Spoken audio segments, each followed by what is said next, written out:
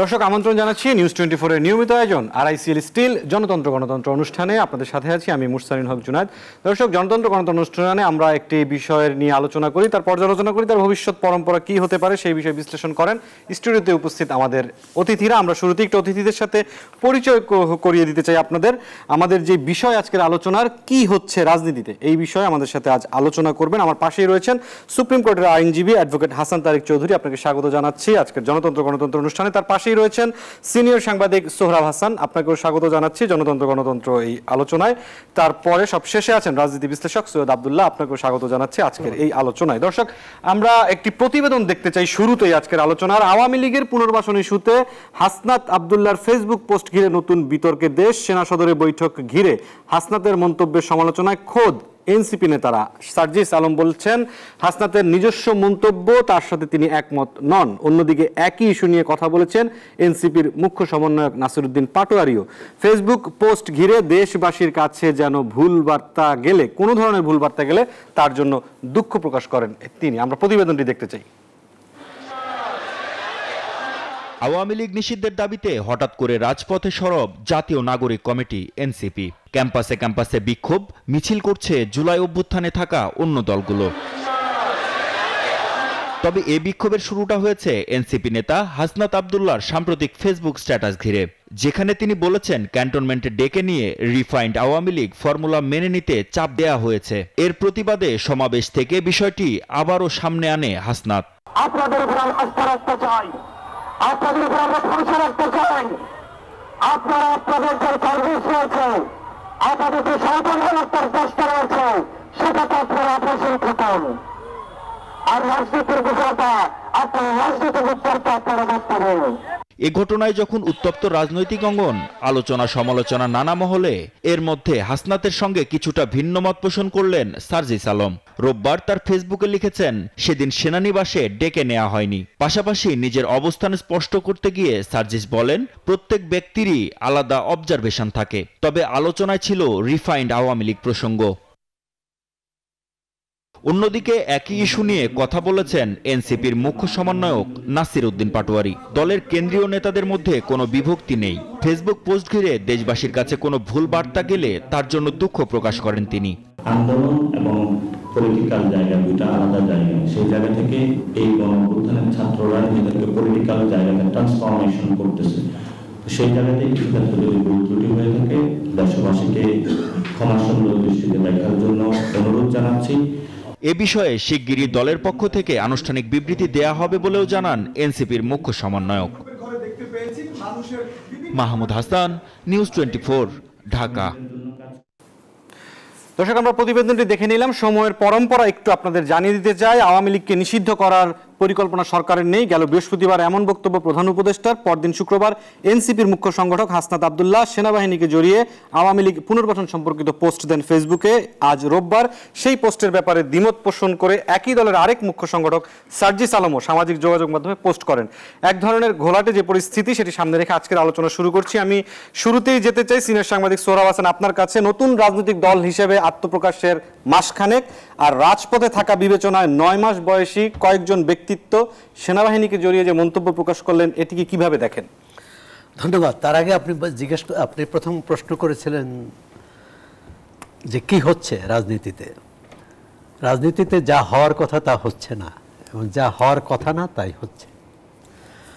এত বড় একটা ছাত্র গণ অভ্যুত্থান হলো, সরকার পরিবর্তন হলো, নতুন সরকার আসলো, দেশ একটা সুস্থ স্বাভাবিক এবং গতিশীল পথে যাবে, মানুষ স্বস্তি পাবে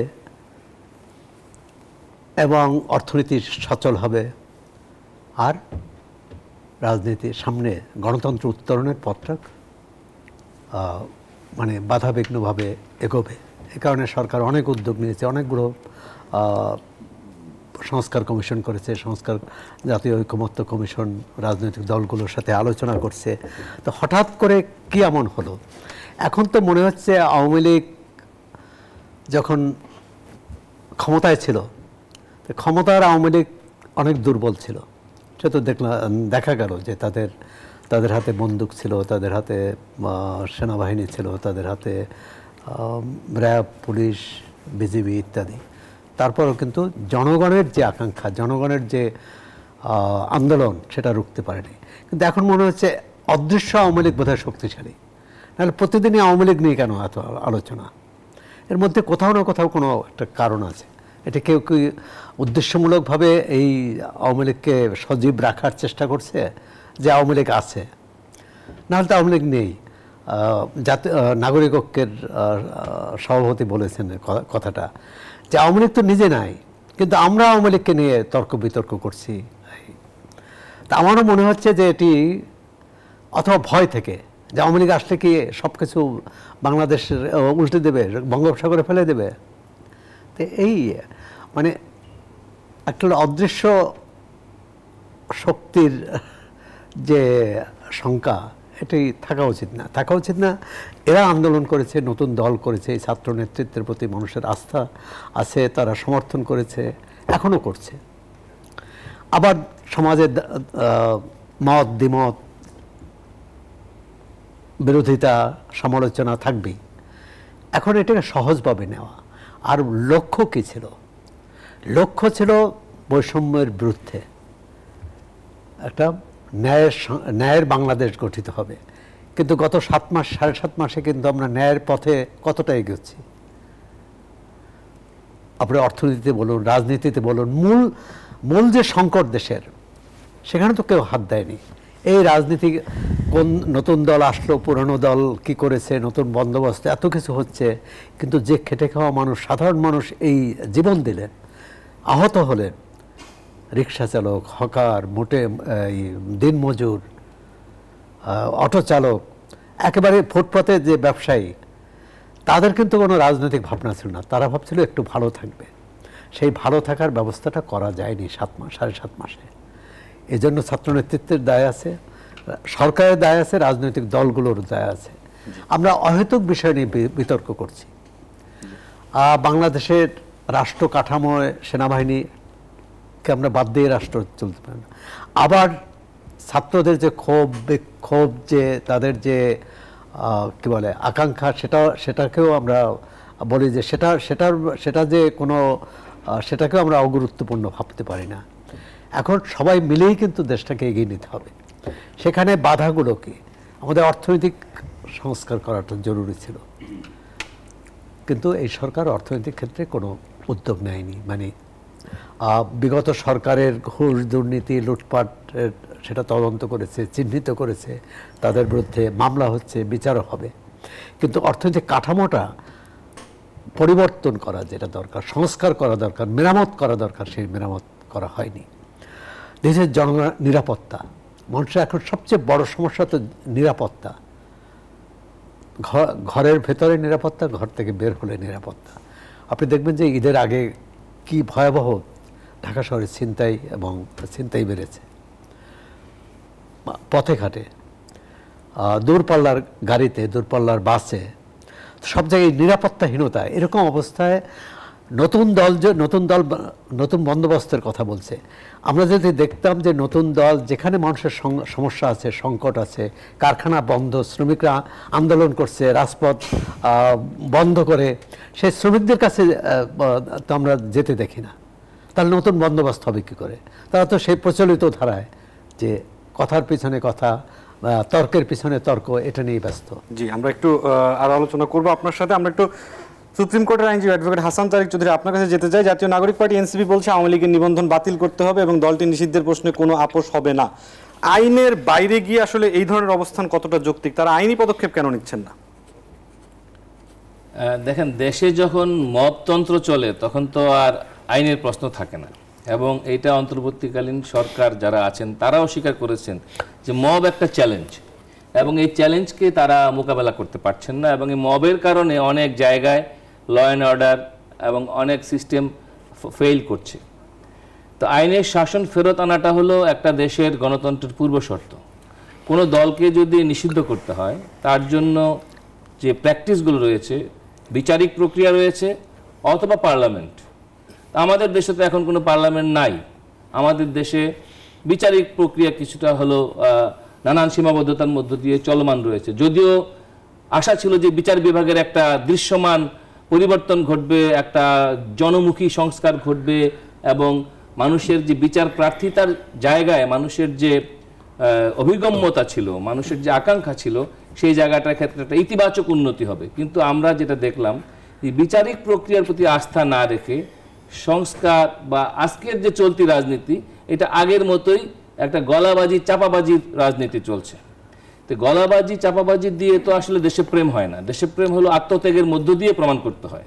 পৃথিবীর বিভিন্ন দেশ যারা ঘুরে দাঁড়িয়েছে গণ অভ্যুত্থানের মধ্য দিয়ে কিংবা বিপ্লবের মধ্য দিয়ে, সেই সমস্ত দেশের একটা জেনারেশন নিজেদেরকে গোটাটাই স্যাক্রিফাইস করেছে।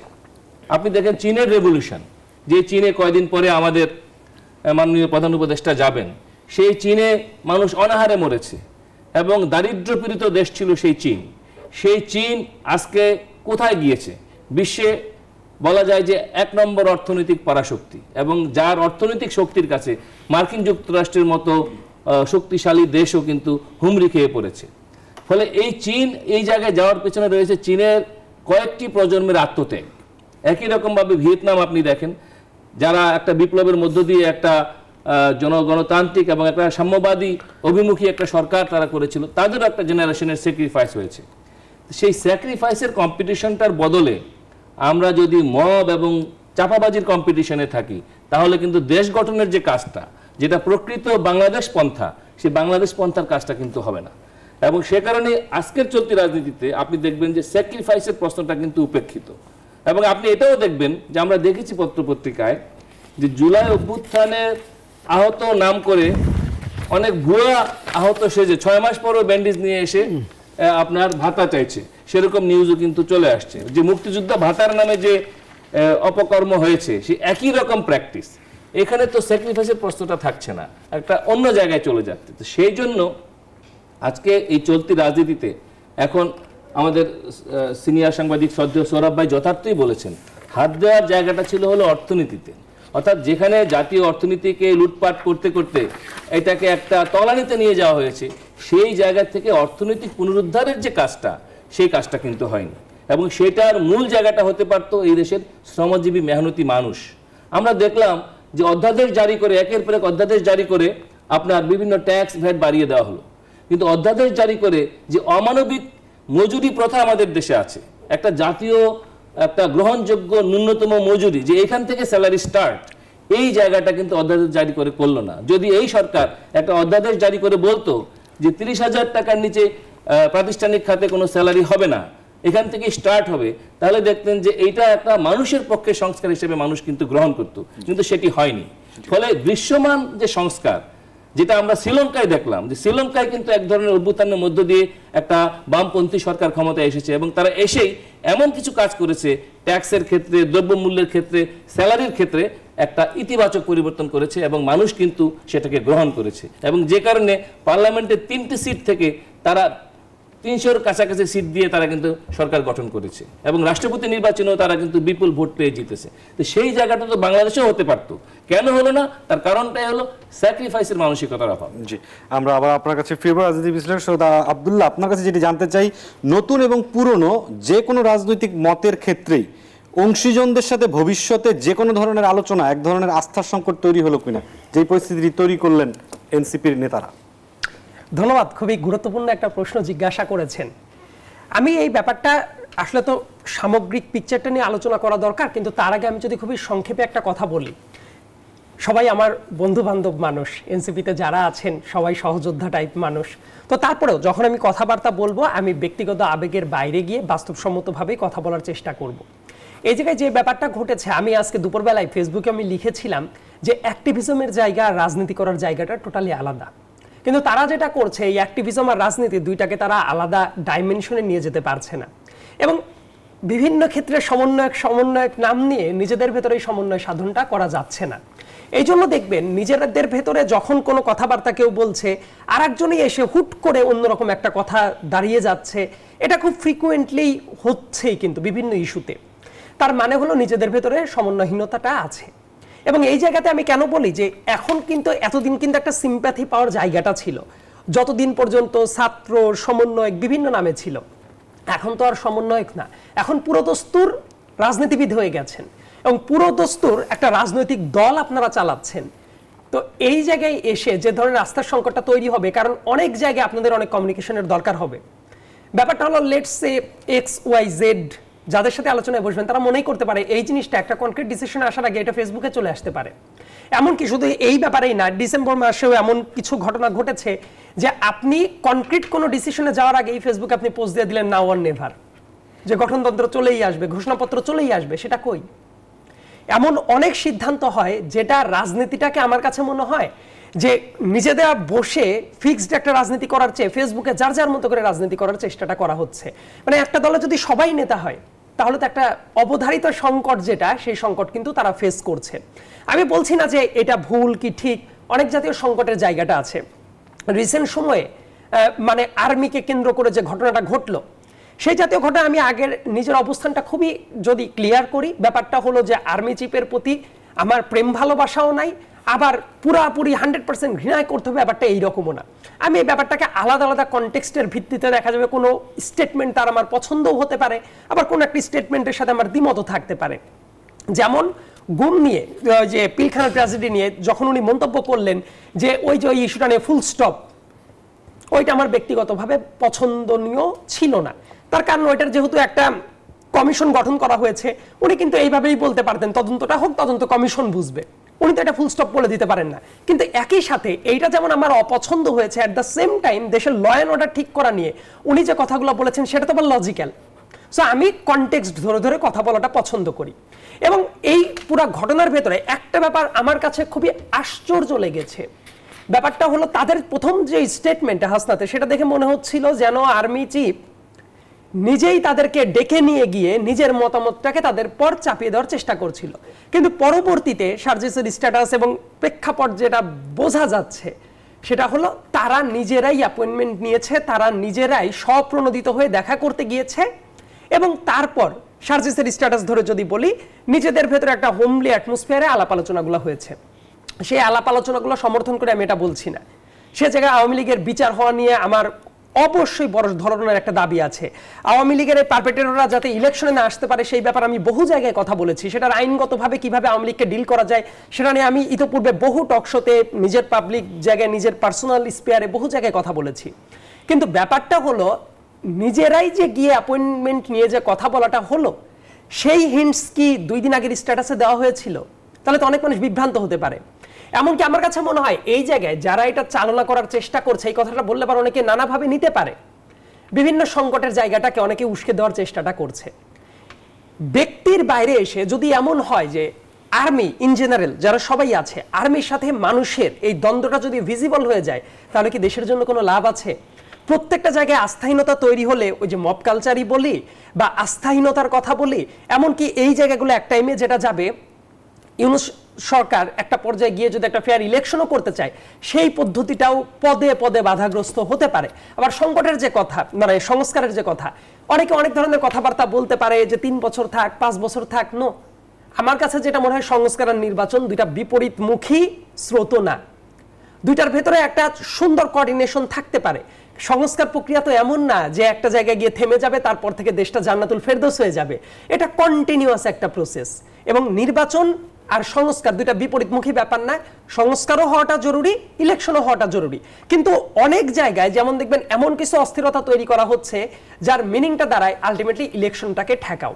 আবার যে পদ্ধতিতে রাজনীতির জায়গাটা চলছে, এই পদ্ধতিতে যদি রাজনীতি করতেই থাকে, অনেক জায়গায় অনেক নতুন বন্দোবস্তের কথা বলে না, আলটিমেটলি তো নতুন বন্দোবস্ত অনেক জায়গায় হচ্ছে না, সেই ট্রেডিশনাল পদ্ধতিতেই চলছে।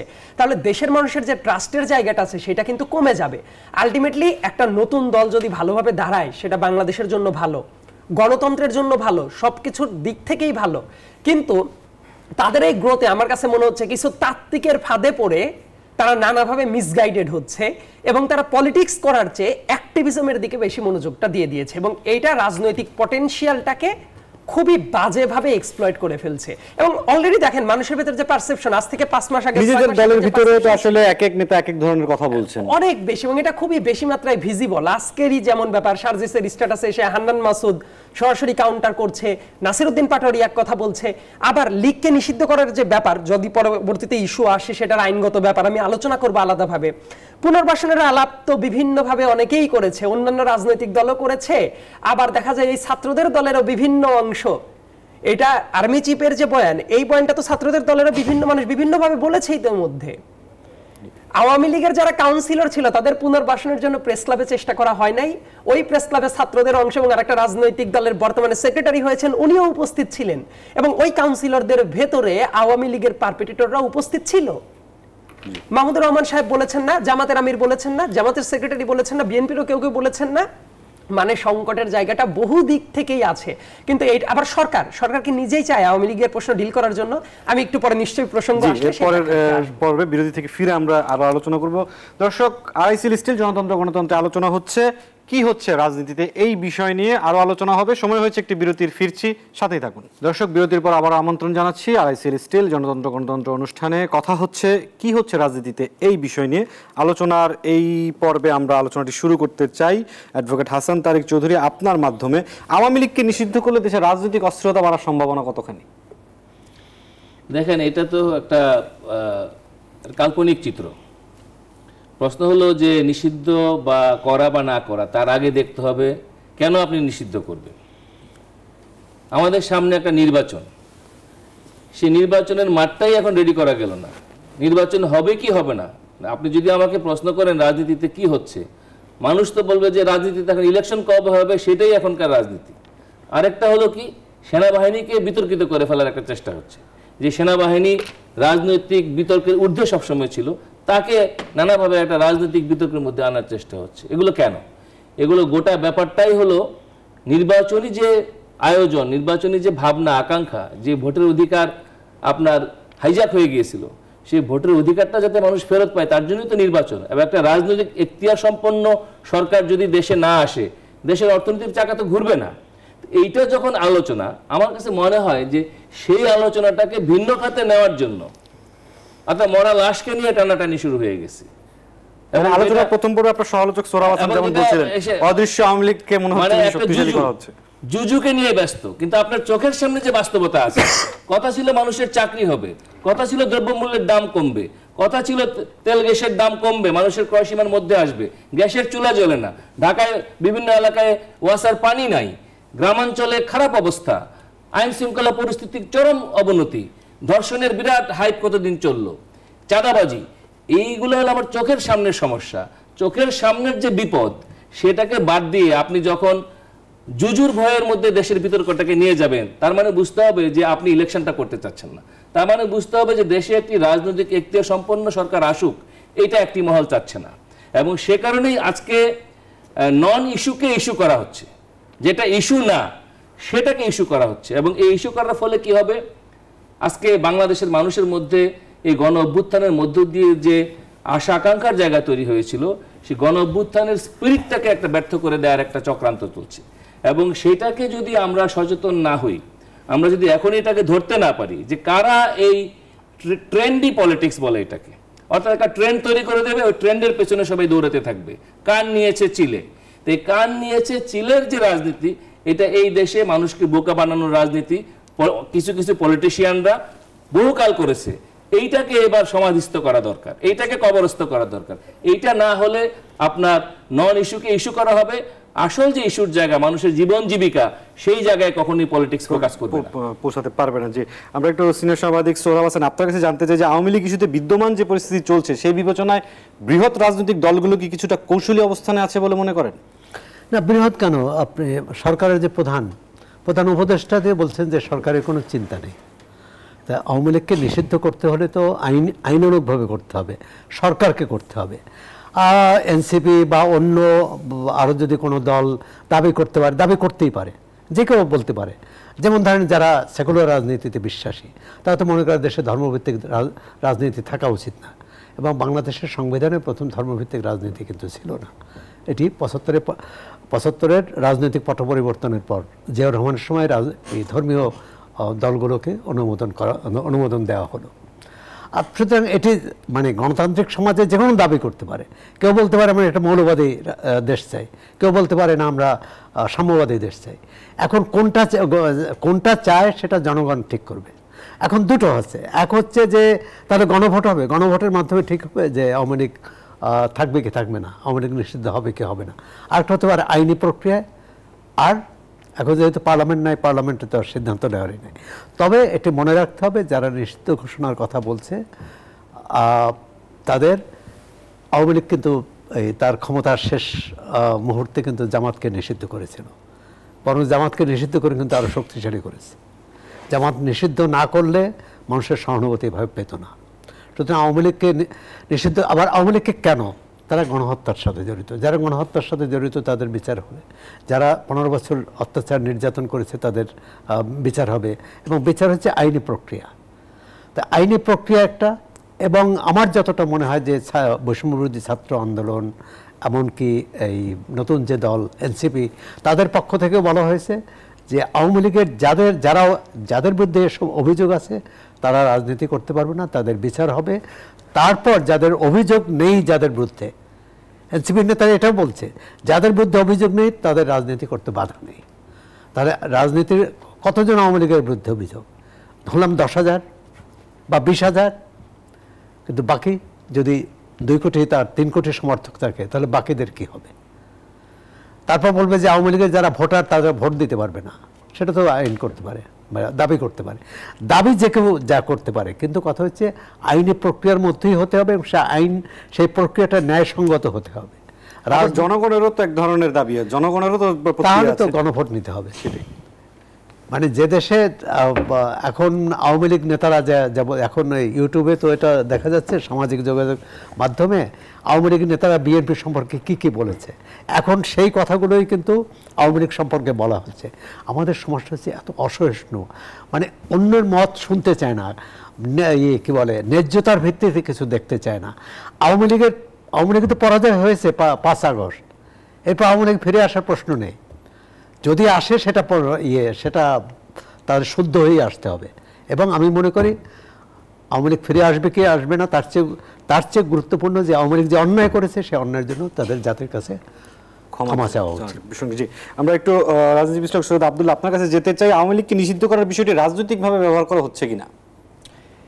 এর আগে বলা দরকার, যেভাবে আসলে সিস্টেমেটিক ওয়েতে আগানোর দরকার ছিল সেই জিনিসটা না করে অনেকে আমার কাছে মনে হচ্ছে গাছেরও খাবে তলারও কুড়াবে, এই টাইপ একটা টেন্ডেন্সির ভেতর দিয়ে চলছে। আমি সুস্পষ্ট কয়েকটা উদাহরণ বলি তাহলে বুঝতে সুবিধা হবে। যেমন প্রত্যেকে পিলো পাসিং এর উপরে আছে, সরকার বলছে অন্যরা ডিসিশন নিবে, আমরা করব না। যেমন doctor Mohammad Yunus international crisis গ্রুপের প্রতিনিধির সাথে যখন কথা বললেন এই তো 2 দিন আগে, তখন উনি বলছেন যে আওয়ামী লীগকে নিষিদ্ধ করার কোনো পরিকল্পনা তার নাই। তারপরে সবাই নড়ে চড়ে বসলো। আমি এই কথাটা আমার ফেসবুক যে পেজটা আছে, তারপর বিভিন্ন টকশোতে আমি বলেছি, নভেম্বরের 20 তারিখেই আমি বুঝে গিয়েছি এই সরকার আওয়ামী লীগকে নিষিদ্ধ করবে না। তার কারণ কি, আইন বিচার ও সংসদ বিষয়ক মন্ত্রণালয়ের অধীনে যখন এই আইসিটি ট্রাইব্যুনাল যখন ড্রাফটটা করা হলো আইনটা, ওই টাইমে নতুন করে যখন ড্রাফটটা করা হয় তখন কিন্তু বিভিন্ন আইন অঙ্গনের বিভিন্ন লোকজন, সিভিল সোসাইটির লোকজন এবং আমাদেরও ইনভাইট করেছিল। আমি সেই জায়গায় প্রতিনিধিত্ব করেছিলাম এবং ওই জায়গাতে মানবতা বিরোধী অপরাধের জন্য রাজনৈতিক দলকে নিষিদ্ধ করার একটা প্রভিশন ছিল। আলটিমেটলি ওইটা যখন ক্যাবিনেট মিটিং হলো 20 নভেম্বর 2024, ওই জায়গায় ক্যাবিনেট মিটিং এর পরে এই ধারাটা বাতিল হয়ে গেল। এর মিনিংটা হলো সরকার ইচ্ছাকৃতভাবেই ওইটা যখন বাতিল করে দিল, তার মানে কি সরকার নিজেই চাচ্ছে না যে আইসিটি ট্রাইব্যুনালের মাধ্যমে একটা দলকে নিষিদ্ধ করা হোক। সো ওই দিনের পর থেকে কিন্তু আমি আমার সমালোচনার জায়গাটা জারি রেখেছি। সরকার নিজে চাবে না, কিন্তু সরকার কিন্তু পিলো পাসিং করছে। রাজনৈতিক দলগুলো কি সেই সুযোগ নেয়? অনেকেই বিভিন্নভাবে, বিএনপিরও 2-1 জন বলছে, কনফ্লিক্টিং কথাবার্তা আছে। যেমন সালাউদ্দিন আহমেদ, উনি কিন্তু যেটা ক্লিয়ারলি বলছেন আওয়ামী লীগের নামে আর ইলেকশন করা যাবে না। আবার তার দলেরই অন্য কেউ আবার ভিন্ন রকম কথা বলছেন। জামাতের আমির, জামাতের সেক্রেটারি, আওয়ামী লীগ ওই যে নিষ্ক্রিয় আওয়ামী লীগকে পুনর্বাসনের যে কথা তারা সেটা বলেছেন। নাগরিক কমিটির অনেকেই বলেছেন। আসিফ মাহমুদও বিভিন্ন সময় বলেই ফেলেছেন লোকাল ইলেকশনে কারা আসতে পারবে। সারোয়ার তুষার অনেক জায়গায় বলেছেন। মাহফুজ আলম, এগুলো ইউটিউবেই আছে তাদের কথাবার্তা, সেই জায়গাতে তাদের কথাবার্তাগুলো আছে। আবার ওই যে আওয়ামী লীগের কাউন্সিলরদের পুনর্বাসনের জায়গাতেও তো হাসনাত, শারজিস, নাসিরউদ্দিন পাটোয়ারি, তারপর ফুয়াদ ভাই, ব্যারিস্টার ফুয়াদ ভাই, ওনারাও ছিলেন। সো প্রত্যেকটা জায়গায় যেটা হচ্ছে মানে পিলো পাসিং গেমটা খুব ভালো মতো চলছে। কিন্তু আওয়ামী লীগ যে কাজ করেছে, যেমন আমি বিজ্ঞ সিনিয়র সাংবাদিকের সাথে দুই একটা পয়েন্টে একটু দ্বিমত পোষণ করছে, অবশ্যই অনেক শ্রদ্ধার সাথে। সেই ব্যাপারটা হলো আওয়ামী লীগ যে ধরনের অপরাধ করেছে এই বাংলাদেশ স্বাধীন হওয়ার পরে এই টাইপ দলীয়ভাবে কেউ কোনোদিন এই টাইপ অপরাধ করে নাই। আওয়ামী লীগের বিচার কিন্তু গণহত্যা তো একটা ব্যাপার অবশ্যই, একই সাথে বিগত 15 বছরে যে ধরনের গুমের কালচার গড়ে তুলেছিল, খুনের যে কালচার গড়ে তুলেছিল, লগি বৈঠা আন্দোলন দিয়ে যদি আমরা চিন্তা করি তাহলে মানুষ মেরে লাশের উপরে নৃত্য করার কালচার শুরু করেছিল। পিলখানা ট্র্যাজেডির কথা যদি বলি, সাগররুনির কথা যদি বলি, বিভিন্ন জায়গায় ধর্ষণ, সংখ্যালঘুদের পর নিপীড়ন আওয়ামী লীগ অনেক বেশি মাত্রায় করেছে। এবং সেটাই যদি হয়, আওয়ামী লীগের যে বিচারটা আপাত দৃষ্টিতে আমি এক্সিকিউটিভ অর্ডারে অনেকে এটা করতে বলে, কিন্তু আমার কাছে যেটা মনে হয় এক্সিকিউটিভ অর্ডারে একটা পলিটিক্যাল দলকে নিষিদ্ধ করা উচিত না, এটা কোনো অবস্থাতেই সমর্থনযোগ্য না। কিন্তু যেটা করা দরকার জুডিশিয়াল প্রসেসের মাধ্যমে এটা করাটা উচিত। জুডিশিয়াল প্রসেসের মাধ্যমে এমন হতে পারে চূড়ান্ত বিচার, শেষ বাক্যটি একটু বলবেন, আমরা বিরতিতে যাব। জি, চূড়ান্ত বিচার হওয়ার আগ পর্যন্ত আপাত দৃষ্টিতে প্রতীক নিষিদ্ধ করা যায়, বা নির্বাচনে যারা যারা অংশগ্রহণ করেছে বিগত 15 বছরে বিভিন্ন জায়গায় ম্যানিপুলেট করেছে তাদের একটা শাস্তির আওতায় আনা যায়, এবং পরবর্তীতে পার্লামেন্ট যখন আসবে পার্লামেন্টের ডিবেটের পরে এটা একটা গণভোটে চলে যেতে পারে যে আওয়ামী লীগ থাকবে কি থাকবে না। কিন্তু সেই প্রক্রিয়ায় যাওয়ার আগেই আপনি অনেক হম্বিতম্বি করবেন, কাজের কাজ করবেন না, এটা হতে পারে না। জি, আমরা আবার আলোচনায় ফিরবো।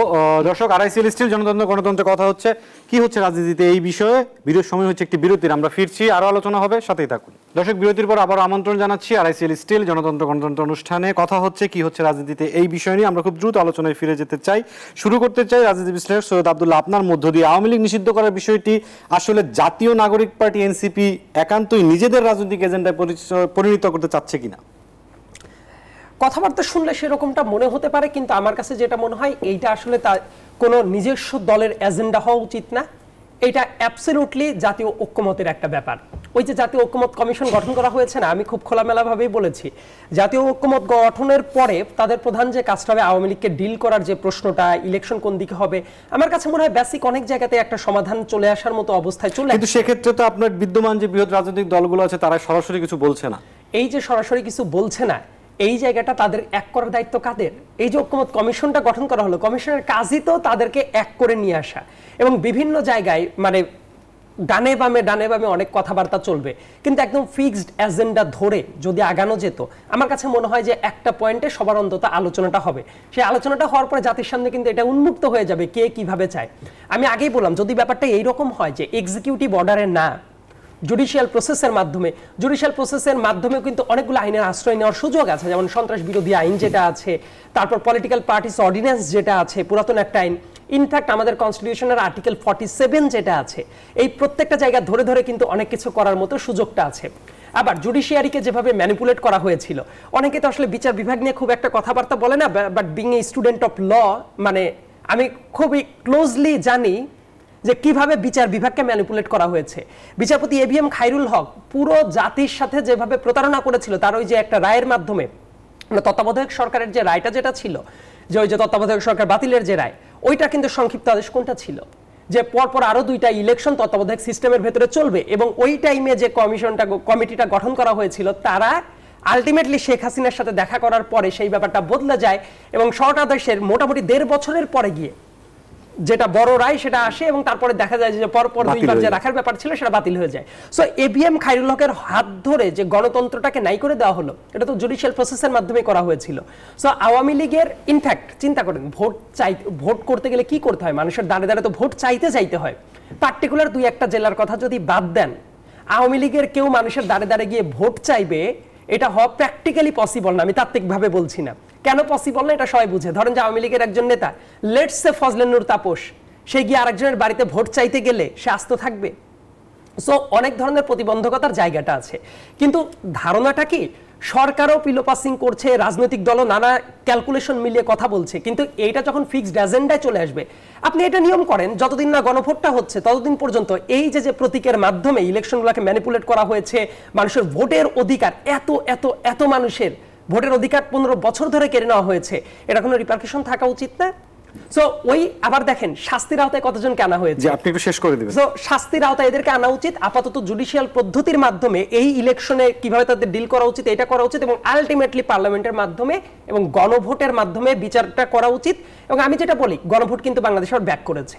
পঞ্চদশ সংশোধনী যেটা ছিল, এটার তো রাষ্ট্রের সাধারণ মানুষের পক্ষে যে 4 জন দাঁড়িয়েছিল ইন্টারভেনার হিসেবে, তার ভিতরে আমিও একজন ছিলাম। তো পঞ্চদশ সংশোধনের আংশিকটা যখন বাতিল করা হয়েছে, এর মানে বাংলাদেশের গণভোটটা চলে আসছে। সো আমাদের সামনে খুব চমৎকার ইনস্ট্রুমেন্ট আছে এই ব্যাপারটা ডিল করার জন্য। কথা বলতে হবে যে অ্যাডভোকেট হাসান তারিক চৌধুরী, আপনি সমালোচক সৈয়দ আব্দুল্লাহ বেশ কিছু আইনের কথা বলছেন, আপনার কাছে সুনির্দিষ্টভাবে যেটি জানতে চাই, শেখ হাসিনা তার সহযোগী ও তার দলের বিরুদ্ধে কঠোর প্রতিবেদন দেওয়া জাতিসংঘ মানবাধিকার কমিশনও দলটি নিষিদ্ধের বিরুদ্ধে মতামত দিয়েছে। আইনি সমাধানের কোনো পথ আছে কিনা? অবশ্যই আছে, ইতিমধ্যেই সেই আলোচনাগুলো হয়ে গিয়েছে। আমি আগেই বলেছি যে এইটা নির্বাহী আদেশে যে হচ্ছে না, সেটি আমাদের অন্তর্বর্তীকালীন সরকারের প্রধান ইতিমধ্যে পরিষ্কার করে দিয়েছে, এবং তার জন্য রাস্তা খোলা আছে বিচারিক প্রক্রিয়া, যেটা সারা বিশ্বব্যাপী স্বীকৃত। এবং আরেকটি হলো ডেমোক্রেটিক প্রসেস, এবং এটাও আইন এটাকে রেটিফাই করে, সেটা হলো রেফারেন্ডাম। রেফারেন্ডামের মধ্য দিয়েও অনেক সময় একটা গুরুত্বপূর্ণ রাজনৈতিক সিদ্ধান্ত নেওয়া যায়, এবং তার সপক্ষে একটা জাতীয় ঐক্যমত্য থাকতে হয়। তো সেই জায়গাগুলো রয়েছে। কিন্তু দেখেন, আপনি যাই করেন না কেন, সব কিছু তো করবেন এই দেশটার জন্য। আমরা এখন যে মুহূর্তে কথা বলছি, দুদিন পরে আমাদের মহান স্বাধীনতা দিবস, এবং এই স্বাধীনতা দিবসের মাসে আমি শহীদদেরকে শ্রদ্ধার সাথে স্মরণ করছি। সেই স্বাধীনতার প্রোক্লেমেশনটা কি ছিল? মানুষ তো চেয়েছিল একটা বৈষম্যহীন, একটা সাম্যবাদী বাংলাদেশ। সেই জায়গাটা ফোকাস করাটাই হলো কিন্তু আমাদের আসল জায়গা। আমরা আজকে স্বাধীনতা দিবসের মাসে আমরা কিন্তু দেখতে পাচ্ছি না স্বাধীনতা দিবসের স্পিরিটের আলোচনা চলে যাচ্ছে কি অন্য জায়গায়। আমার মনে হয় যে পলিটিক্সের যে কি হচ্ছে রাজনীতিতে, যেটা আজকের প্রোগ্রামের শিরোনাম, যে রাজনীতিটা আসলে কিন্তু ভিন্ন জায়গায় নিয়ে যাওয়া হচ্ছে। সেই জায়গা থেকে ফেরত আনার জন্য যে কাজটা আমাদের করতে হবে, আমাদেরকে অভ্যুত্থানের স্পিরিটের কাছে ফেরত যেতে হবে। আমাদেরকে ৭১-এর স্বাধীনতার যুদ্ধ, যেই মাস আমরা মার্চে বসে আছি, সেই মার্চে কেন গণহত্যা হয়েছিল, সেই গণহত্যার কারণের মধ্যে আমাদেরকে ফিরে যেতে হবে। এবং সেখানে যদি আমরা ফিরে যেতে পারি, তাহলেই মনে হয় মানুষের যে শাশ্বত যে আকাঙ্ক্ষা, একটা বৈষম্যহীন সাম্যবাদী বাংলাদেশ, সেই জায়গায় আমরা পৌঁছতে পারব। জি, অ্যাডভোকেট হাসান তারিক চৌধুরী, আপনাকে ধন্যবাদ। সোহরাব হাসান, সিনিয়র সাংবাদিক, আপনাকে দিয়ে শেষ করব। সুইডেন ভিত্তিক যে গণমাধ্যমটি দাবি করেছে যে তারা সেনাবাহিনীর সাথে যোগাযোগ করতে সক্ষম হয়েছে, এবং সেখানে তারা সেনাবাহিনীর উদ্ধৃতি ব্যবহার করেছে। হাসনাত আব্দুল্লাহর পোস্টকে সেনাবাহিনী সদর বলেছে, কোট আনকোট করছি আমি, কোট, সম্পূর্ণ রাজনৈতিক স্ট্যান্ডবাজি বই, অন্য কিছু নয়, আনকোট, এরকম মন্তব্য করেছে সেনাবাহিনী সদর। এটি দাবি করেছে সুইডেন ভিত্তিক গণমাধ্যমটি। এই দাবির কতটা সত্যতা আছে বলে মনে করেন? না, সেনা সদর দপ্তরকে উদ্ধৃত করে যেহেতু এটি বলেছে, এবং পরবর্তীকালে তো দেখলাম যে বাংলাদেশের সংবাদ মাধ্যমগুলো এটা কভার করেছে, এটা পরিবেশন করেছে। তো এটা আমি যতক্ষণ পর্যন্ত না এর বিরুদ্ধে বা এর বিপরীতে কোনো তথ্য পাই, ততক্ষণ পর্যন্ত এটাই স্বীকার করতে হবে, অথবা আমাকে সেনা সদরে সরাসরি যোগাযোগ করে এর সত্যতা যাচাই করতে হবে। সম্পূরক একটি প্রশ্ন করি আপনাকে, এবং তাতে মনে হয় না যে একটি মোটামুটি বেশ পরিচিত বাংলাদেশের দর্শক শ্রোতার কাছে নেত্র নিউজ, সুতরাং তারা এটি ভুল তথ্য পরিবেশন করেছে এটা মনে হয় না। জি, আমি সম্পূর্ণ প্রশ্ন যদি করতে চাচ্ছি, যদি রাজনৈতিক স্ট্যান্ডবাজি হয়, রাজনৈতিক স্ট্যান্ডবাজি 54 বছরের বাংলাদেশের পুরনো রাজনৈতিক যে বন্দোবস্ত, তার একটি বহিঃপ্রকাশ। নতুন বন্দোবস্তের বাংলাদেশের কথা বলা হয় যে নতুন রাজনৈতিক দলটি, তারা কি সেই পুরনো রাজনৈতিক স্ট্যান্ডবাজি করছে? আসলে স্ট্যান্ডবাজি শব্দটা বোধহয় মানে শব্দটা ব্যবহারের এখানে ব্যবহারের যৌক্তিকতা কতটা সেই প্রশ্ন আছে কিন্তু, কারণ এটাও কিন্তু এক ধরনের, এই যে ছাত্র নেতারা যে ধরনের শব্দ ব্যবহার করেছে তার কাছাকাছি। স্ট্যান্ডবাজি মানে কি, তার চালাকি বা তার এক ধরনের এটি চোখে ধুলো দেওয়ার চেষ্টা করেছে, অথবা তার একটা ভাব আনার চেষ্টা করেছে। এখন প্রকৃত ঘটনা কি? আমরা তো চাইব যে সেনা সদর দপ্তর থেকে, অথবা সরকার, যেহেতু সেনাবাহিনী তো সরকারের নিয়ন্ত্রণে উপদেষ্টা, প্রধান উপদেষ্টার পক্ষ থেকে পুরো ঘটনার একটা ব্যাখ্যা দেওয়া হোক, সরকারের পক্ষ থেকে একটা ব্যাখ্যা দেওয়া হোক কী ঘটনা ঘটছে। এবং বরং ছাত্র নেতাদের পক্ষ থেকে অন্য নেতারা কিন্তু তারা অবস্থান থেকে সরে আসছে, এবং তারা বলছেন যে এক ধরনের তাদের বক্তব্য মনে হয়েছে এটা নিয়ে আর বিতর্ক না হোক। এবং সেনা সদর দপ্তরও এই ধরনের বার্তা দিয়েছে যে তোমরা যা করেছো এটাই যথেষ্ট, এটা নিয়ে আর বাড়াবাড়ি না করা। হচ্ছে কি আমাদের সমস্ত কর্মকাণ্ডে স্বচ্ছতা থাকা দরকার, জবাবদিহি থাকা দরকার। কেন থাকবে না? তাহলে যদি স্বচ্ছতা ও জবাবদিহি থাকে তাহলে কিন্তু স্টানবাজি বা যাই বলি যে চালাকিপনা এর সুযোগ থাকে না। আর মানুষের মানে প্রতিষ্ঠানের সাথে রাষ্ট্রের সাথে সম্পর্ক গড়ে ওঠে কিন্তু আস্থার ভিত্তিতে। সে আস্থাটা নষ্ট হলে তাহলেই কিন্তু এই ধরনের পরিস্থিতি তৈরি হয়। আমরা চাই সবাই সতর্ক থাকবে, রাজনৈতিক দল, ছাত্র নেতৃত্ব এবং সশস্ত্র বাহিনীও, কারণ সবার জন্য রাষ্ট্রটা সবার, এটাই মনে রাখতে হবে। আর মানুষকে চায়, যেটা হাসান তারেক চৌধুরী বললেন, যে মানুষের যে অভাব, দুঃখ, দারিদ্র, কষ্ট, এটা নিয়ে করুন। মানুষের অভাব, মানুষের কাছে যান, মানুষ কি চায় তাদের জন্য, তাদের সমস্যার সমাধান করার চেষ্টা করুন। আর নতুন দল হয়েছে, তাদের তো আরও বেশি দায়িত্ব, তারা তো দৃষ্টান্ত দেখাবে ওরা পুরনোদের, তাহলেই সেটা হবে নতুন বন্দোবস্ত। আর না হলে সেটা আমরা পুরানো চোরাগলিতেই ঘুরতে থাকবো। জি, সোহরাব হাসান, অ্যাডভোকেট হাসান তারেক চৌধুরী এবং সৈয়দ আব্দুল্লাহ, আপনাদের তিনজনকেই অসংখ্য ধন্যবাদ আজকের জনতন্ত্র গণতন্ত্রে আলোচনায় যুক্ত হওয়ার জন্য। দর্শক, কোনো কূটচাল বা কূটতর্ক নয়, রাজনৈতিক বিতর্ক হোক দেশ ও জনগণের কল্যাণে, নতুন বা পুরনো যে কোনো রাজনৈতিক মতাদর্শই মনোযোগী হোক দৃশ্যমান সমস্যা সমাধানে, আর অদৃশ্য সমস্যার বিরুদ্ধে লড়াই হোক জ্ঞান ও বুদ্ধিভিত্তিক উপায়। সেই প্রত্যাশা শেষ করছি আজকের RICL স্টিল জনতন্ত্র গণতন্ত্র। সবাই ভালো থাকবেন, শুভরাত্রি।